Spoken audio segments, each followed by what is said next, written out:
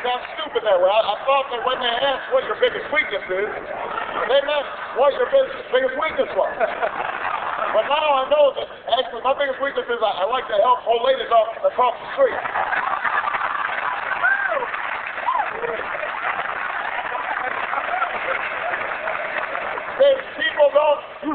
People don't say what they mean when you've been in Washington too long.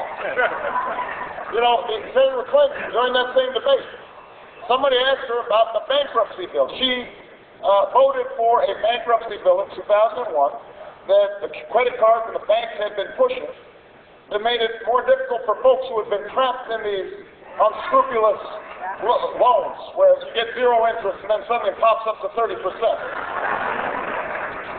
And the banks and the credit card companies, even though they are sending these things in the mail constantly, every day,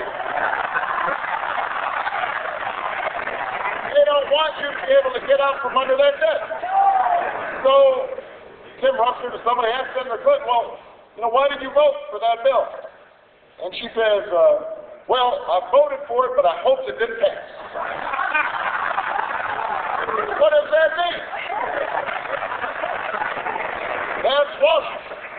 That's Washington speak. That's why when folks say you haven't been in Washington long enough, that's why you can still understand me right now.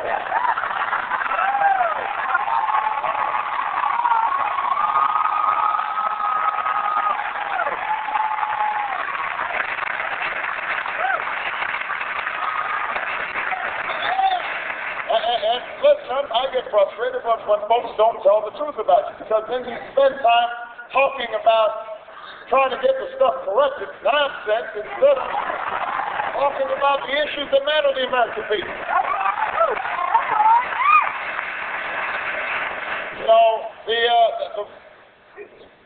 some of you know that Social Security, we have some issues there. I want to make sure that Social Security is there for the next generation. We've got 78 million people who are going to be retiring from Social Security. And so it is important that we do something to deal with the fact that the population is getting older, fewer workers, more retirees. If we don't do anything about it, benefits will erode. You'll get 75 cents on the dollar on your Social Security by the year 2040. Now, we can raise the retirement age, but I don't think that's fair to folks who've been working all their lives. We could cut benefits, but retirees, they already are having a tough time. We can't cut benefits.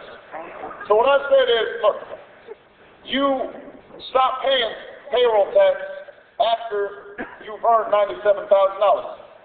If you earn $97,000 or less, then you pay 100% of your income, you pay property tax on, payroll tax on. But once you get past $97,000, you don't pay any payroll tax. So my friend Warren Buffett, who makes $46 million last year, he only pays on the first $97,000, just a fraction of his income. Now, I don't think that's fair. He doesn't think it's fair. So what I've said is, let's adjust the payroll tax. Let's adjust the cap so that millionaires and billionaires are paying a little bit more. That seems like it makes sense, right?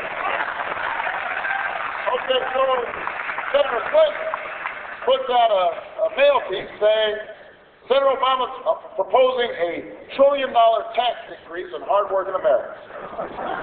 Now listen, only 4% of the population makes more than $97,000 a year. That's not the middle class. That's the upper class. And we can make adjustments, but we've got to do something about it. That does not move the agenda forward when you try to mischaracterize what people are proposing. Especially when it turned out that Senator Clinton herself, when she was talking to one of her a potential voter in Iowa, said that she might do the same thing. But those are the kinds of tricks that politics in Washington is all about. And that's not solving our problem. The latest one is folks are talking about how I supposedly said how wonderful Ronald Reagan was. Now let me tell you what I said. just in case you're getting a third hand. What I said was that Ronald Reagan, back in 1980, was able to tap into the discontent of the American people, and he was able to get Democrats to vote Republican. They were called Reagan Democrats. You remember that? And so what I say is, we as Democrats right now should tap into the discontent of Republicans. I want some Obama Republicans.